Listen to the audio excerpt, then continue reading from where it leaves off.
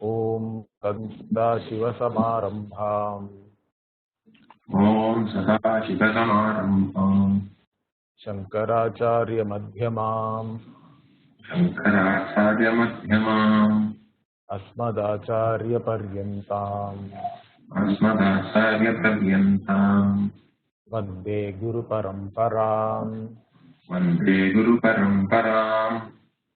ॐ भद्रं कर्णेभिः शृणुयाम देवाः Om Bhadrangarishyadevaha भद्रं पश्येमाक्षभिर्यजत्राः Bhadram Pashyemakshabhiryajatraha स्थिरैरङ्गैः स्तुष्टुवागुंसस्तनूभिः Shilairange Srishtvagumsastanobhihi व्यशेम देवहितं यदायुः Yajena Devahitam Yatayuhu स्वस्ति न इन्द्रो वृद्धश्रवाः Swastina Indra Vridhashravaha स्वस्ति नः पूषा विश्ववेदाः Swastina Pusha Vishwavedaha स्वस्ति नस्तार्क्ष्यो अरिष्टनेमिः Swastina Starkshyo Arishtanemihi स्वस्ति नो बृहस्पतिर्दधातु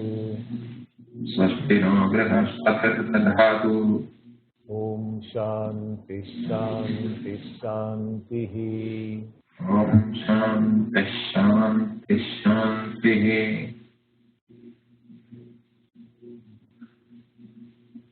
सयो हवै Sayo Havai तत्परमं ब्रह्म वेद Tatparamam Brahmaveda ब्रह्मैव भवति Brahmaiva Bhavati न अस्य अब्रह्मवित् कुले भवति Na Asya Abrahmavit Kule Bhavati तरति शोकं तरति पाप्मानं Tarati Shokam Tarati Atmanam गुहा ग्रन्थिभ्यो विमुक्तो मृतो भवति Guha Grantibhyo Vimukto Amrito Bhavati.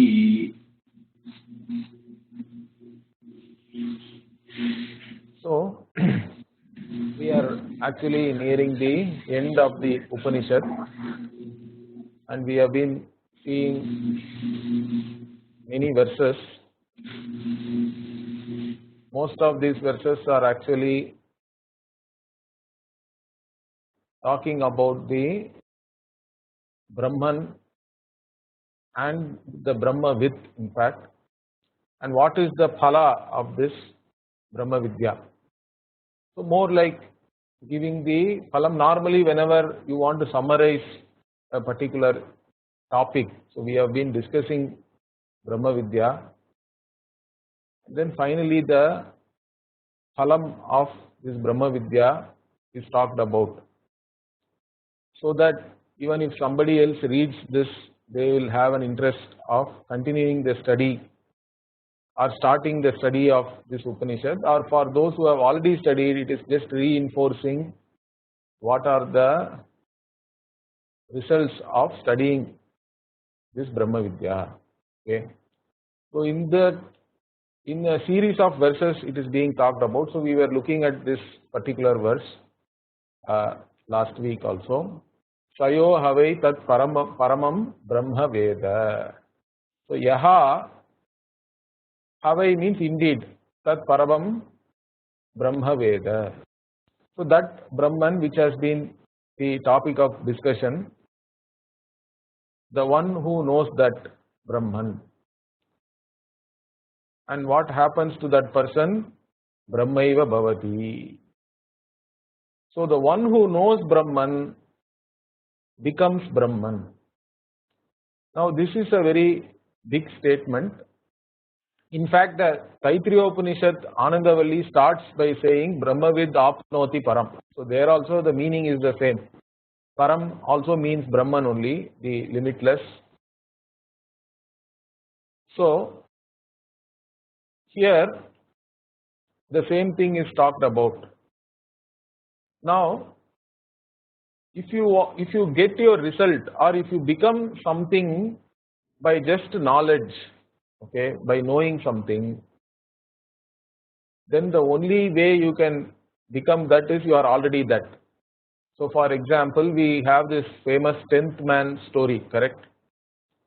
So 10 people of a particular Gurukulam, okay, they are all doing Gurukula Vasa, Antevasi. Guru told them to go to the next village for some work, okay. So but to go to that place, they had to cross the river. So they all started crossing the river, but the only thing was the river was in spate. A lot of water was going. Then they were holding each other's hand and swimming also in some places, and then they reached the other end. Now they wanted to make sure that all of them are present. In fact, this story is normally called the story of Paramananda Shishyaha. I don't know why Paramananda is used here. So this used to be a joke. If somebody, some Paramananda sannyasi is there, some of us, it was like a joke for the people in the Gurukula also. So for some reason this story was called the story of Paramananda Shishyaha, the Shishyas of Paramananda. Anyway, so they started counting.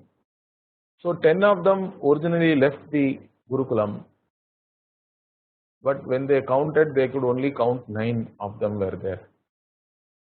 So first one person counted, and he made all of them stand in the line. Again he counted, he could only count up to 9.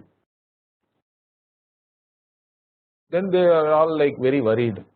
So somebody is lost. One person is gone with the water.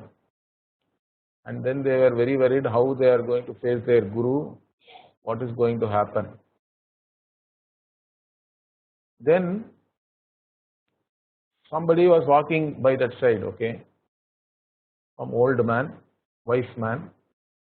Then he happened to stop by, then asked, why are you people sitting like this, as though you have lost something.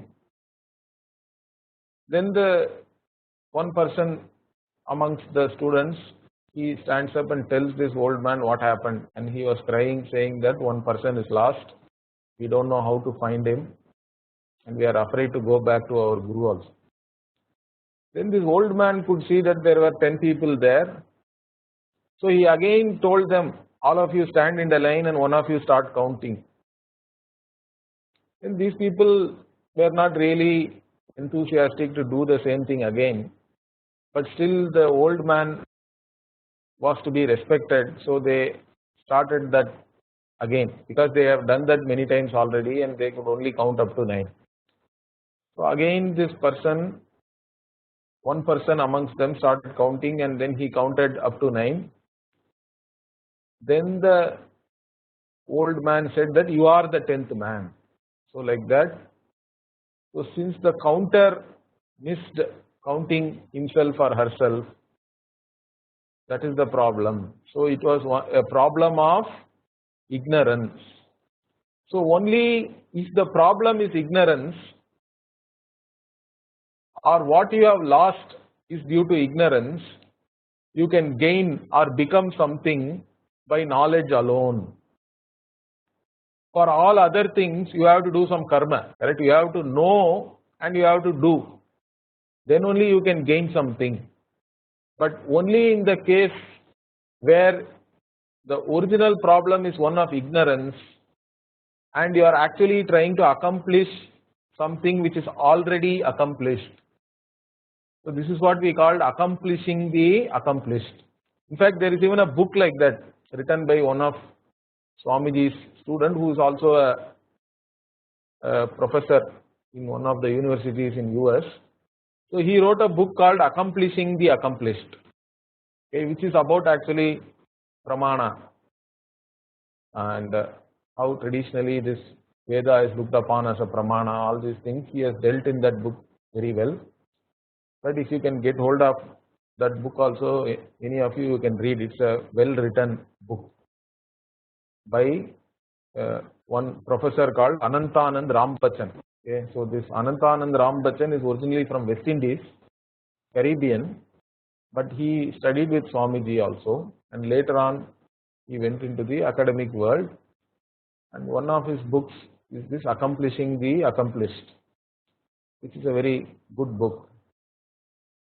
Anyway, what I am trying to tell you here is, only when you are accomplishing the accomplished, or when you are trying to accomplish what is already accomplished, means straight away the problem is one of ignorance. Like I have my, like this, correct? I can have my glasses.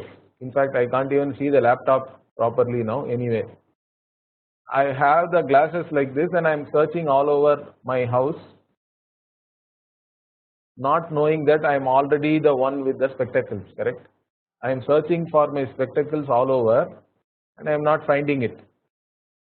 And I am also having some anxiety because of that, and I am worried, where did I leave my specs, etc. Then somebody who is in front of me can easily see that I already have the specs. So my problem is one of ignorance. I have lost something due to ignorance. Similarly, what is our problem? The problem is one of ignorance, because due to ignorance I think I am a limited jiva, limited individual. So once I take upon myself this individuality, correct, then what happens? I am small, everything else is big, correct, the world is so big, then it becomes an issue. I have to struggle in this world to achieve whatever I can achieve, and I am dependent on my happiness for external things, and I look upon myself as a wanting person. So that is the fundamental problem. So my fundamental problem is one of self non-acceptance. Why? Because I look upon myself as a wanting person. If I am a wanting person, I cannot accept myself. So I want to now go and fulfill my wants. But the problem is, even if I fulfill one want, it's a never ending cycle, correct? Then I want something else, because even after fulfilling one want, I am still the same limited individual. As long as I am looking upon myself as an individual separate from the creation, from everything else, I can never be free from being a wanting person. Now this is my fundamental problem. If this is my fundamental problem, then is there any solution for this?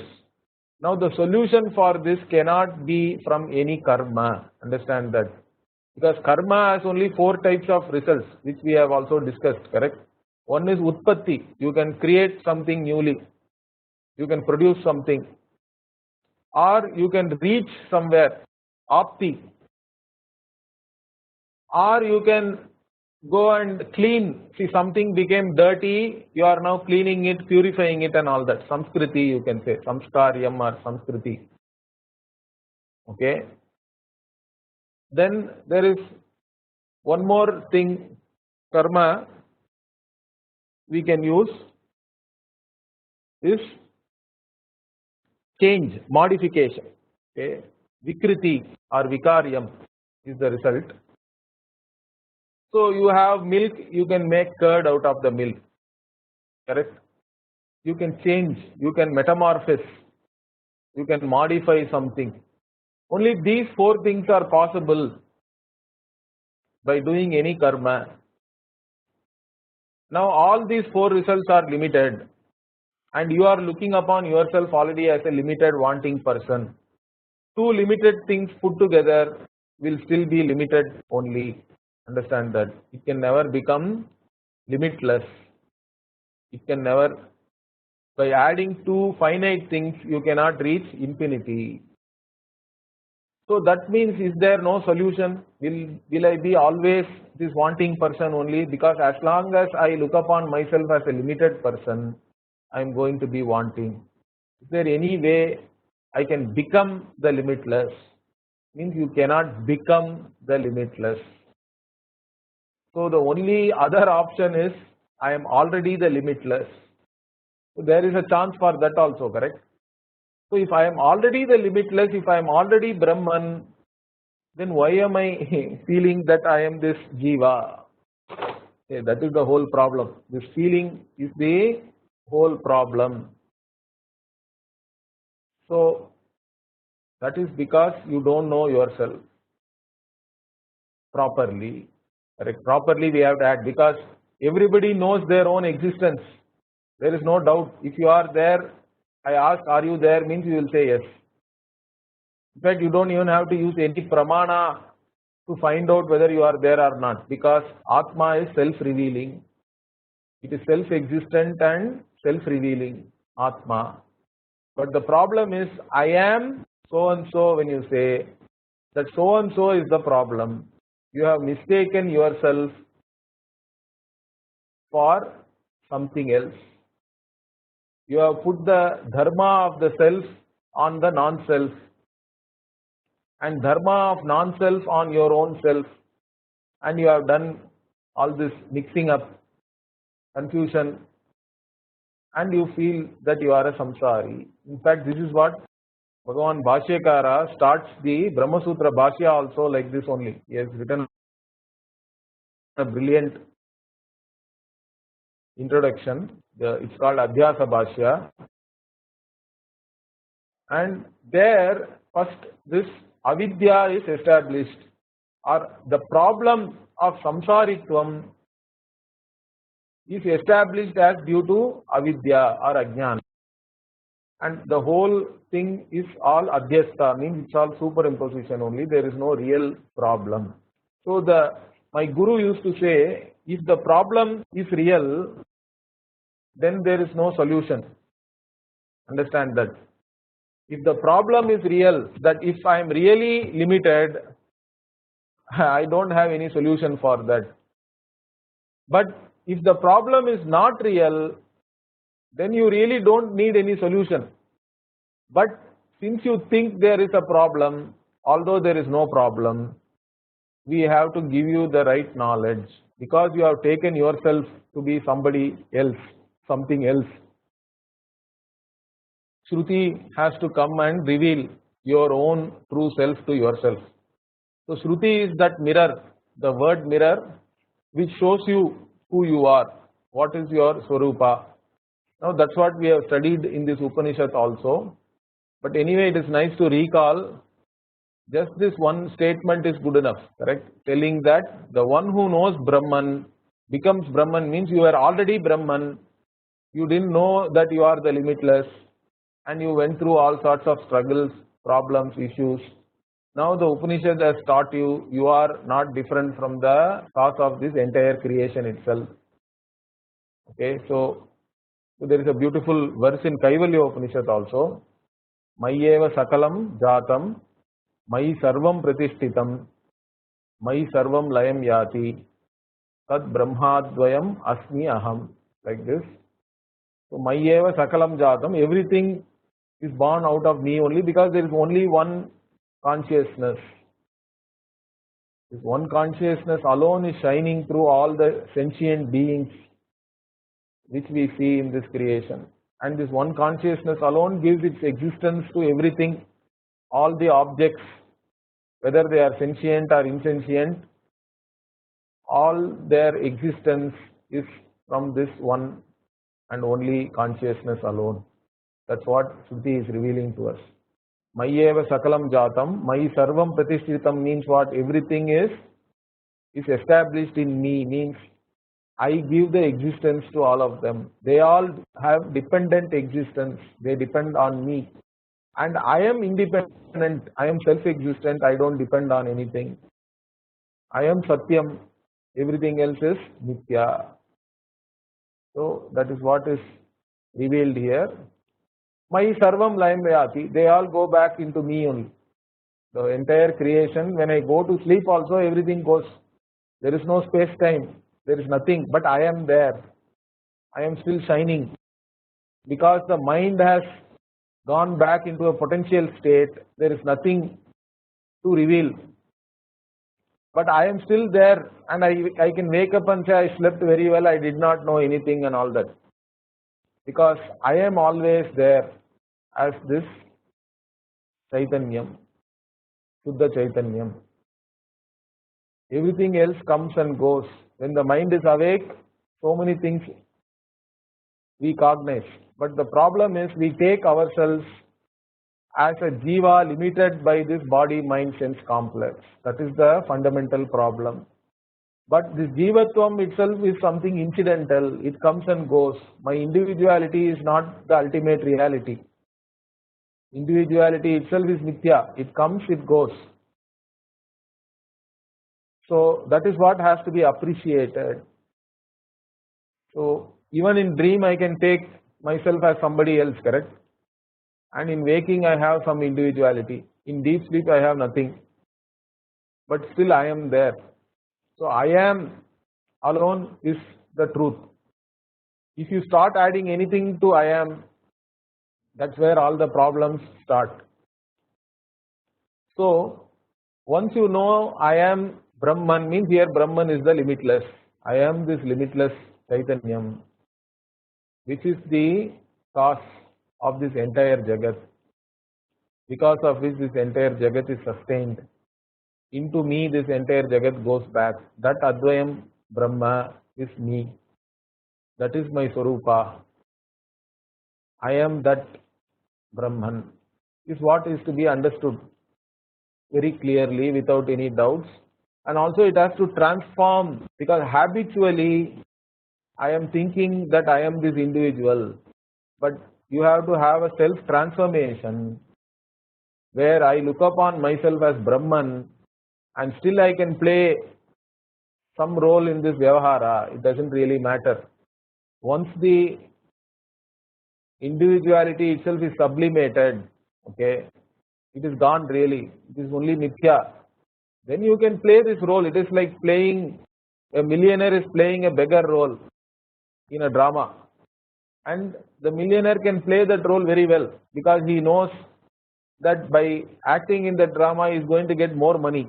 He is going to get a lot of applause also. People are all appreciating, aha, how well this person is acting. So that doesn't, so even while playing the role of beggar, he knows that he is not beggar, correct? Similarly, Jnani means, Jnani is Brahman, limitless. But still Jnani can do Vyavahara through this body, mind, sense complex, whatever Upadhi is there. It doesn't really make any difference. Even while doing, I know I am not the doer. That is the Jnana we are talking about. And that is the person who has known Brahman. Means one who has known Brahman as himself is Brahman only, because you are already that Brahman only. Now you become that Brahman. And in such a person's kulam, okay, na asya abrahmavit kule bhavati, asya kule abrahmavit na bhavati. Like this, it's a very interesting statement. So if there is a Brahmavit, in his family, nobody else will be Abrahmavit. Double negative. Means in his family also, everybody else also will become a Brahmavit, because they are with this person, let us say. Okay. And they are also inspired. So if you are born in the Kula of a Brahmavit, that means you also must have done some punya, and you have also already done some, in some other janma also you have done Shastra Shravanam and all that, but for some reason you were not able to completely understand or complete your pursuit. So you are born again in the Kula. So Yoginam eva kule bhavati bhimatam. Like this Bhagavan Krishna says in the 6th chapter also of Bhagavad Gita. Even for a yoga brashta, those who have been yogis, those who have been mumukshus, but they couldn't gain moksha, so they nahi kalyana krit kashiti durgatim tata gachati. Like that Krishna gives an assurance. One who has already started this study, one who is a yogi, karma yogi, jnana yogi, they are Kalyanakrit, they will never go to Durgati. They are already started this auspicious pursuit, and you will never have any Durgati, means bad state, okay, or whatever, difficult state. Even if you are reborn, you will be born in a Punya Loka, or you will be born in a Yoginam Eva Dhimatam Kule. So those who have this proper knowledge,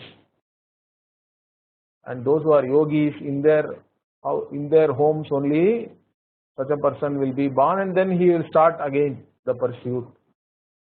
Like that it is talked about in the 6th chapter also. So taking that also into account, so we can talk about that Asya Kule Abrahmavit na Bhavati, or we have to take this Kula as Gurukula, because sometimes in family we see not the Brahmavid himself is a sannyasi, directly from Brahmachari became a sannyasi, means nobody is there, correct? Then what about this Kula and all that? In olden days, at least rishis were all Grihastha. So they had children. In fact, many of the Upanishads, the father is teaching the son. Okay, it's how like that. So even in Chandogya Upanishad, we have this Shvetaketu goes to Uddalaka. So Shvetaketu is the son of Uddalaka. So there the father is teaching the son, means the father will only teach whatever is best for his son. Like that also there is a Tatparya. So this Brahma Vidya is shown as being taught by the father to the son. In which case this statement we can take it as it is, or the Kula we have to take it as this Gurukula.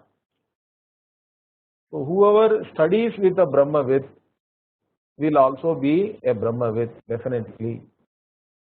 Whether they have Jivan Mukti or not, Videha Mukti you will definitely have, because a Brahmavid, particularly a Shrotriya and a Brahmanishta, will teach you properly, will reveal whatever is revealed by the Veda, will also show you that Veda is a Pramana and will teach you accordingly, correct? That is the most important thing, I think. If you don't understand that the Veda is a Pramana, then the entire thing is gone. You will think that it is some guide and you have to go and sit in meditation somewhere separately, and you will be doing meditation all your life, and that life is gone. Then you have to again catch up only in some other life, I think. So if you don't understand that Veda is a Pramana and Jnanam alone is enough, correct? You don't have to do anything.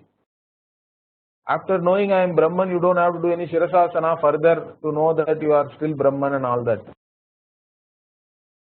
So there is nothing to be done. It is all only to be known. Of course, even if you know you have some habitual tendencies, you have to overcome that. That's okay. That you can always overcome. For that you have to recollect whatever you have already learned and make it strong, so that alone is your identity. Your identity has to change from being a jiva, from being an individual, to being this Brahman, limitless. So that may take some time, but that doesn't mean that you are doing any karma or you are expecting karma phala to make you into limitless or anything. You are only recollecting the same knowledge which you already have, which you have already learned from your Guru and the Veda. That alone you are recollecting all the time, just to make it firm. So this Veda as a Pramana is very important to understand. If you miss that, then the entire teaching is missed. Okay, then you are only sitting for some special experience all the time. And even if that experience comes, it will go away, correct? All experiences are in time. So it may come, sometime it is there and it goes again, you are sitting again to gain the same experience and all that. It's not, it is another trip then. It's not going to end. From having normal samsari trip in the world, now you are going to have meditation trip. That's all. There is no difference. Understand that. So anyway, here coming here, If you go to a Brahmavid and be in a Gurukula, then you will also be Brahmavid. There is no Abrahmavid. We used to say that even with our own Pujya Swamiji, whoever has studied with Pujya Swamiji over a period of time can never say that they do not know the Shastra or what the Shastra is revealing. Everybody will know because the teaching is so clear and there is a clear methodology to teach also. So it's so easy. That's what in Tamil we say Ullangai Nellikani Pola and all that, correct? Hasta Malakiyam and all we have, Hasta Amalakavat. So it is as clear as the Amla on your hand. That's how clear it is, because the only thing which can be taught completely is yourself, because self alone is having no guna, correct? Whatever has guna, you cannot teach it completely. Even a simple flower you take, you can spend your whole life doing PhD on that, you won't even go beyond the petals and whatever, correct? Because if you keep on asking why, you will end up, you can't go beyond a particular point. So any Saguna Vastu can never be taught fully. But here Veda is revealing yourself. And you are the Vastu to be revealed. And you are the one who is knowing also. Because of that there is some subtlety is involved, some difficulty is involved. But once the clarity is there, once it is taught properly, then knowing oneself is very easy. So Ati Sulabham, like that. So Ayye Methakadinam, like that there is a song in Tamil. But there is also another version of that saying Ayye Ati Sulabham. It is actually Sulabha only, not a very difficult thing. Even learning one Upanishad is good enough. But still we can keep on learning till whatever time you want to learn, correct? And different things you can learn, because same thing if you are studying also you may feel bored. So we can study even for Vedanta, I can teach you in 3 hours, I can teach you for 3 years or even 30 years. So many things are there. You can keep talking about different things. But at the end of the day, the subject matter is very simple. Just that you are the limitless. Vedanta is revealing that you are the limitless, you are the seeker and you are also the sought. Whatever you are seeking is nothing but a self which is free from all limitations, correct? But you are already that self only. That's what Vedanta is revealing to you. So, Asya Kule Abrahmavit na Bhavati. So, in such a Gurukula, there won't be any Abrahmavit. And then Tarati Shokam, Tarati Papmanam, Guha Grantibhyaha Vimuktaha, Amritaha Bhavati. So, crosses all sorrow. So, once you are not a wanting person, and once you know yourself as the limitless, there is no question of any hurt or any guilt. Nobody can touch you, nobody can hurt you in any way. You can accommodate everything because you are the limitless. You are like the sea. The sea is full, correct? Even in Bhagavad Gita, Bhagavan says, Apuryamanam Achala Pratishtam. Even here we saw in the previous verse, like the rivers enter the sea, giving up all the Nama Rupa. Similarly, the Vidwan enters this Param Brahma. Enters here means knows himself as Param Brahma, giving up all the Nama Rupa. Now the sea example is given because the sea does not depend on anything else for its own Purnatvam. It is always full of water and it does not depend on some rain or some spring or anything for its water. A river may join the sea. In fact, river depends on the sea for water because the clouds have to go from the sea only. It is formed because of evaporation of sea water, and then the rains have to be there, and then from there you have the rivers. But the sea is not dependent on any other water. and it does not flow anywhere also. Apuryamanam achala pratishtam, like that Bhagavan gives another adjective. Sea is there as it is. River flows from one place to another. Sea is there only. It doesn't have to go anywhere. It is well established in its own Purnatvam. Like that, Jnani is like a sea. Nobody can do anything. I know myself as the limitless means then I accommodate everybody. So nobody can hurt me. And I am no more a karta bhokta. I cannot have any guilt. Because all sorrow is either because of hurt or guilt. Understand that. If you don't have any hurt or guilt, you cannot have any sorrow. You have crossed all sorrow. So if you don't look upon yourself as a doer, then you don't have any guilt. And if you are not an enjoyer, or if you don't look upon yourself as one more object in this world, then nobody can hurt you also. Correct? So that is what we have to understand here.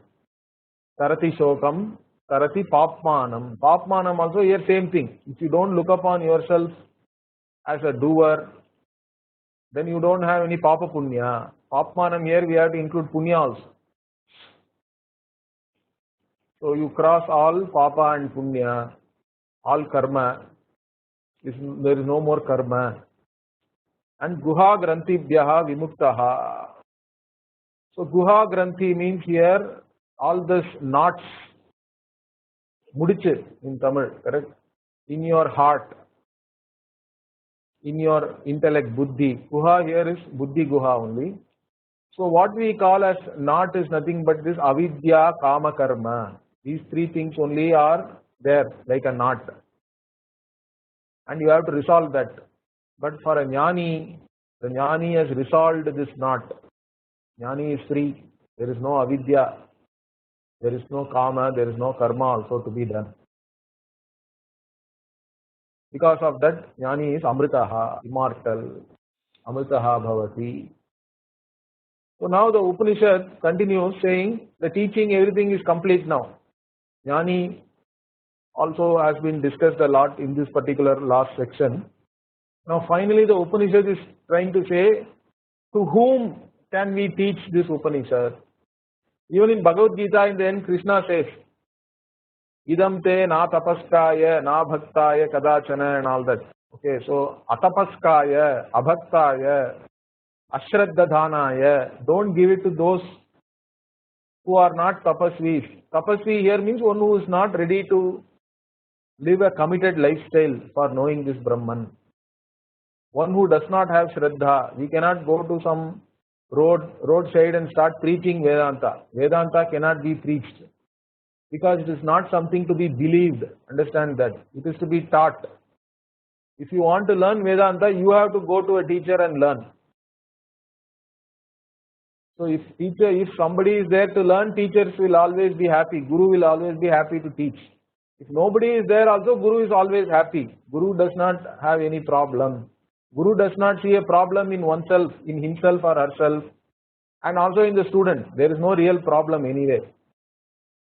So only this unreal problem has to be talked about, and a resolution has to be found by showing what is the truth. That's all is the thing here.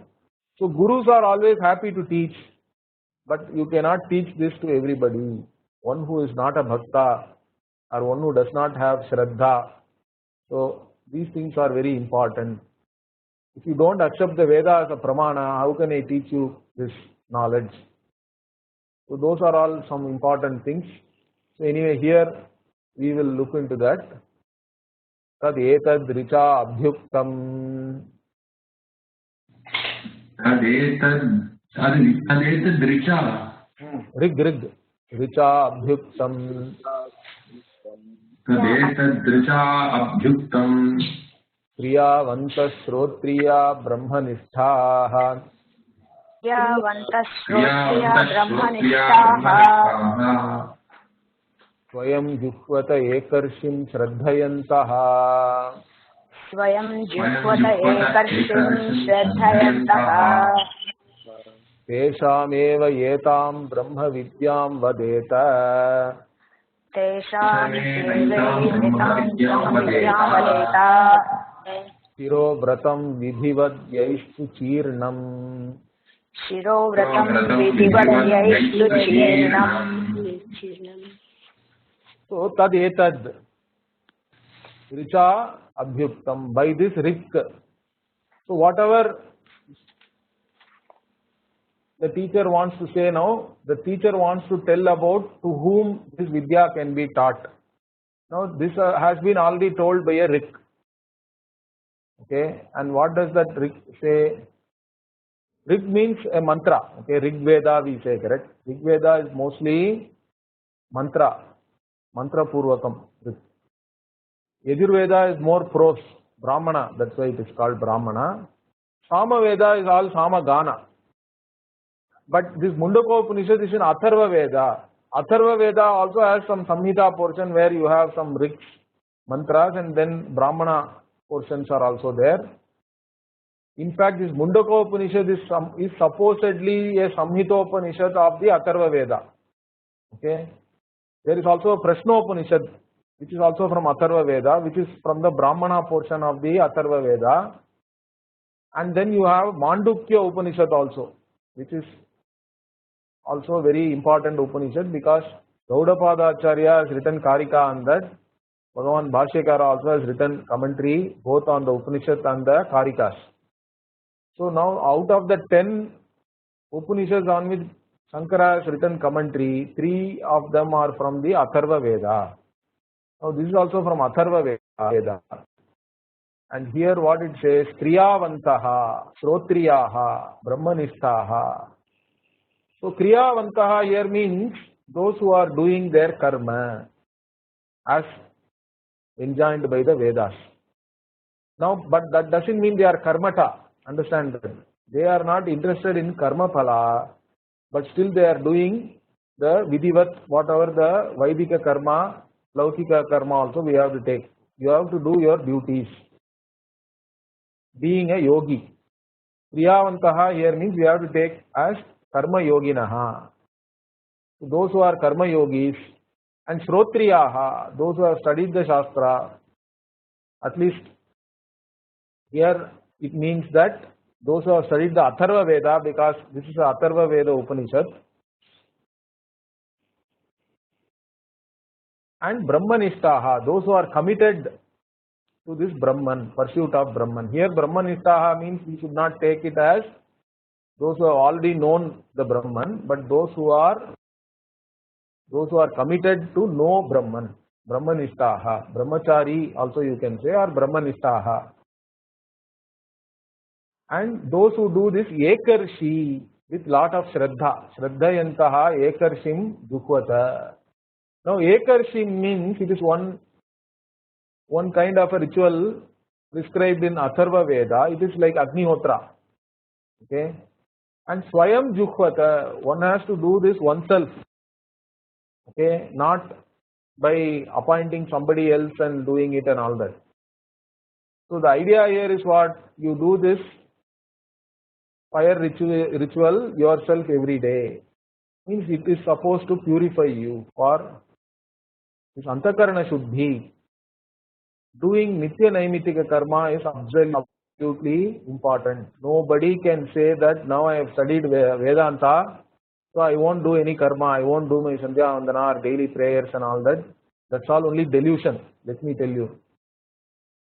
You have to do whatever is to be done. Till the time you can take sannyasa, or you don't even have to take sannyasa. Keep doing whatever you have to do. There is no problem in that. You are still a free person, correct? As long as you have the freedom to do what you are supposed to do, that is the real freedom. Freedom is not to do whatever I like or to be lazy. Freedom is you are free enough to do what is right. You are free enough to do whatever is to be done. And if our Shastra says that certain things you have to do daily, you have to do certain things at certain times, you should be free enough to do that. You don't have to worry about what the result will be. You are anyway not interested in karma phala, but still Shastrokta karma you cannot just give up. You have to do. That is the only way you can overcome this whatever this binding likes and dislikes, raga dvesha, and that is the only way even relatively you will be happy. Unless you have a dharmika life, even in the vyavahara also happiness is not going to come. If you just do whatever you like, or if you just be lazy, that person is not going to happy even in the normal world, phenomenal world. Then what to talk about Brahma Vidya and all that. So one has to do karma. There is no other way. Priyavantaha is very important. Again, Ekarshim Juhvata, Swayam Juhvata, Upanishad says. So you have to do yourself with lot of Shraddha also. Shraddhayantaha. Because Shraddha in the Veda is very, very important. You look upon the Veda as a pramana and it reveals, whatever it reveals is valid knowledge. And whatever it reveals is dharma. And whatever it finally reveals is the one which is giving you moksha. So whatever the Veda reveals with great Shraddha, one takes up and does that. And only for those people, this Brahma Vidya has to be taught. And also for those, Shirovratam Vidivad Yaistu Chirnam. Now there is a ritual called Shirovratam. Now in this, again this is a Atharva Veda related ritual, where once you graduate, correct, after doing your Vedic studies, after doing Veda Adhyanam, you carry symbolically Agni on your head. Shirovratam is that ritual. So that only shows that Agni is nothing but luminosity, correct? It signifies knowledge again. So you carry the knowledge on your head means basically you are committed for this knowledge, this Brahma Vidya also, you are committed for knowing this Brahman. That's what that ritual also indicates. So those who are committed to pursue this Brahma Vidya, to them alone this knowledge can be taught. That is the crux of this. Because even those who are Vedikas, many of them are not Atharva Vedi. In fact, nowadays there are no Atharva Vedis. Even those who have studied Atharva Veda are all either Dvivedi, Trivedi or Chaturvedi only. So those who have studied their own Swashakha and also they have studied Atharva Veda additionally. I think there are very few people somewhere in Gujarat or some place, that's what I heard, who are still, whose Swashakha is still Atharva Veda, I think. Anyway, so not many people are there, Atharva Vedi people. That means we cannot teach these Upanishads to anybody if you have not done these two rituals. But we have to take the spirit of whatever is being told here. The idea is that those who are karma yogi, those who are mumukshus, those who are committed to know this Brahman, only to those people, those who accept the Veda as a pramana, those who have Shraddha, Bhakti, to such people alone this Brahma Vidya should be taught, not to everybody. Because if you go and simply teach Vedanta or talk Vedanta to everybody, they will not do karma also. Whatever is to be done also they will give up. And they will be talking Vedanta like a parrot. They will quote Vedanta for their own advantage, for not doing anything. So that is what we in Tamil we call Varati Vedanta and all that. Okay. So you have some people sitting in front of your house, you have this nice tinnai, correct, in our villages. You can sit there with a betel leaf and nut and all that and have your pan and then do nothing. And even if somebody comes and asks you something, you can say everything is Brahman and things like that. You can give some quotation. Now that is not good enough. It should not be like that. That's why even Bhagavan says in Bhagavad Gita in the 3rd chapter he says, Name parthasti kartavyam trishu lokeshu kinchana, he says. In 3 worlds I don't have anything to be done. But still I do. Varta evacha karmani, he says. Why? Because otherwise this dosha, this ajnanam karma sanginam you will confuse all these ajnanis also. If I am not an example for them, then they will also go in the wrong way. So for that purpose I am doing like that. Bhagavan talks even in the Bhagavad Gita. So that's what here we have to understand is what this Brahma Vidya cannot be taught to everybody. It is only taught to those who ask for it. It is only given for the asking. Okay, that is very important. And also the Guru has to see whether people are really interested and whether the person who wants to learn has Shraddha, whether they are truly committed to knowing this Brahman. That is important. But that is why one of the, even like few years back, like 100 years back and all, they used to say Vedanta should be only taught to sannyasis. Okay, like that there was a general rule, society, you can say, in the society, because only becoming a sannyasi means then it shows your commitment for this pursuit. So they used to say like that. Okay. Anyway, so continuing, tad etad satyam Tadetat satyam rishir angiraha puravacha Rushirangiraha Puravacha na etad achirna vrato adhite Na ekachirna vrato gite of parama rishibhyo namah parama rishibhyaha. Namah Paramarishibhyo Namah Paramarishibhyaha. So finally the Upanishad is concluding. So normally when any section in the Veda concludes, they repeat the same thing. Like here, Namah Parama Rishibhyaha is repeated 2 times, correct? Namah Parama Rishibhyo, Namah Parama Rishibhyaha means this section is over. Because we had an oral tradition, correct? In oral tradition, how do you signify that something is getting over? Otherwise, they will keep on chanting, they will continue, something else will start in the Veda again. So like this, chanting something 2 times like this means it shows that some topic is over, some section is getting over. This Upanishad is over.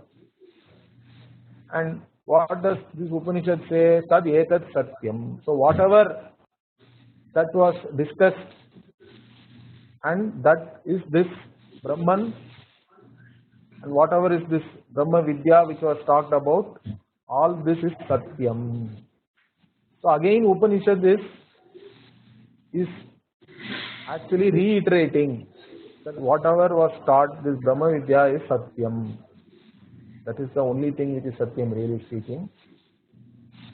And Rishihi Angira Purovacha. So this Angira Rishihi actually taught this to Saunaka, because we saw in the beginning, correct? Saunaka was the student. He was a Mahashala. He did lot of karma. That means he had a big Yagashala. He has already done lot of karma and he has gained certain Vairagya. He also has Apatata Jnanam. He has already studied the Veda. He knows that there is something more than doing all this karma. There is something called moksha is there, Brahma Vidya is there, all these things. So he comes and asks this question in the beginning to this Angira Rishi. So what does he ask? Is there anything knowing which everything else is as well known? That is the question. Okay, so that is how this whole Upanishad started. Then the Gurus did not directly answer that. Guru started by saying there are 2 types of Vidya, Do Vidye Veditavye, Paracha, Aparacha, like that. So there is a Para Vidya, there is an Apara Vidya. Then Apara Vidya, the whole list is there. Starting from Rigveda onwards, even Veda is Apara Vidya only. Now there, in fact, Shankaracharya clarified. When they say the Veda, Shabda Rashi is Apara Vidya. If you go and do Veda Adhyayanam, you cannot become a Brahmajnani, correct? So the Shabda Rashi, the group of words in the Veda, by learning that you don't have Paravidya, it is still Aparavidya only. Veda Adhyayanam, all this, even Upavedas are all there, Veda Angas are there, Sadanga, correct? Shiksha, Kalpam, Niruktam, Vyakaranam, Chandas, Jyotisham, all these things. Even learning all these things are all Aparavidya only. Then what is Paravidya? Yaya tad aksharam adhigamyate. By which you know this aksharam Brahma. That means that vritti which reveals to you this aksharam Brahma. Aksharam means imperishable, you can say, immortal. That Brahman alone is this Paravidya. Paravidya is that which reveals to you this Param Brahma. Everything else is Aparavidya only. And that even to know that you should have proper Vairagya, Viveka, Samadhi, Shatka, Sampattihi and all that. Then the Upanishad revealed Brahman as the cause of everything. It even gave some nice examples and all that, analogies. Yatornanabhi srijate grinnate cha, if you remember. Like the spider, Urnanabhihi means spider. Srijate, it only creates all this spider web, correct? That whatever the yarn. The web is made up of some spider yarn. It looks very brittle, whatever, very slender, but it is really a strong thing, correct? And it can come down on that yarn. Again, if it senses any danger, it will simply take that thing back into itself. It will go up. So Srijate Grinnate cha. It can produce that yarn. It can again take that yarn back into itself. Like that, this entire creation comes from Brahman and it goes back into Brahman alone. So Brahman is Jagat Karanam, Sarva Karanam. It is Sarvajnaha also. Because Yasya Jnanamayam Tapaha and all the Upanishad talked about. This entire creation is nothing but Jnanamayam Tapaha. Because by identifying with all knowledge, Brahman then created this world. And that is the Jnanamayam Tapas. And then, so if Brahman is the Jagat Karanam, everything else is Karya. The Karya is non-separate from the Karana. Because Karya is only Namarupa. And if it is non-separate from the Karana, Karya is Nitya. Correct? Karanam alone is Satyam. And if you know the Karanam, Satya Vastu, it is as well that you have known everything. Like if you know everything about gold, then you have known everything about the entire gold world. The gold may be a chain, a bangle, a ring, whatever it is. But if you know gold properly, you have as well known the entire gold world. Similarly, by knowing Brahman, which is the Jagat Karanam, you have as well known everything. That's what the gist of this Upanishad is. In the first section itself, it is talked about. Then the Upanishad talks about Paravidya also, about Agnihotra, and then it says what is the Karma Phala. Karma Phala, you go to some Loka, and then it says that all this Karma Phala and all is only for Ajnanis, those who do not have Viveka. So those who have done Pariksha Lokan, those who have examined all their experiences and others' experiences, and those who have understood that Karma Phala will not give me the limitless, will go to a Guru with Samit in their hands. Samit Panihi Shrotriyam Brahmanistam Gurumeva Abhigache. All these things were talked about. And again this Brahma Vidya only was taught. from a different standpoint. We had this analogy of two birds also. So in different ways, the same Brahman and this Brahma Vidya this was revealed to us by the Upanishad. So all these things were taught by Angira to Saunaka. Purovacha means it was told long before, in olden days, once upon a time, like that. And again the Upanishad says, Na etad achirna vrato adhite. So the one who has not done that Shirovrata ritual, na adhite, should not be taught this. Means again it is reiterating that this Upanishad, Brahma Vidya, has to be taught only to those who are committed to this, committed to the Brahman itself as a pursuit, those who are mumukshus, and those who are ready to do all the Vaidika karma as yoga, at least, correct? Even if you are not a sannyasi, you should be having Shraddha in the Vaidika Dharma and be doing Nitya Naimitika karma. So such people only you have to teach. And finally, Namah Parama Rishibhyaha. So the Upanishad ends by saluting the Rishis.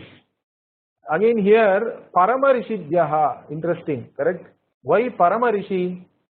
Because normal Rishis all Rishis are mantra drashtaraha, but Parama Rishis are the ones who have taught this Brahman, correct? They have received all the mantras and the Veda Vakyas related to Brahma Vidya. Such Rishis are called specially Parama Rishis, because whatever they have received and whatever they have taught only is coming down now in our teaching tradition as Brahma Vidya. So two such Rishis, again 2 times we say, means this also we can take it as that it is now saluting the entire Guru Parampara up to one's own Guru. Correct? It starts from Brahmaji. This Upanishad only talks about the Sampradaya and Parampara also. So Brahmaji teaches to Atharva. Like that only the Upanishad starts. Then the whole Guru Parampara, Guru Shishya Parampara starts from there onwards up to your own Guru.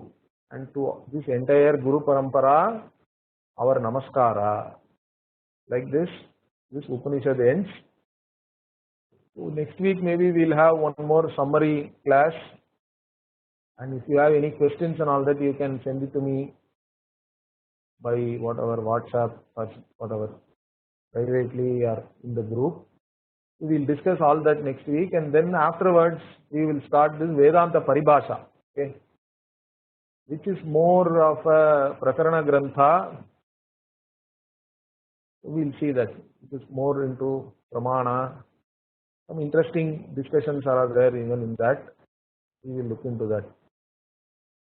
Om Purnamadah Purnamidam Purnamudachyate Purnamadah Purnamidam Purnasya Purnamadaya Purnasya Purnamadaya Purnamevavasishyate. Om Shanti Shanti Shanti Shanti. Om Shri Gurubhyo Namaha. Harihi Om Shri Gurubhyo Namaha. Harihi Om.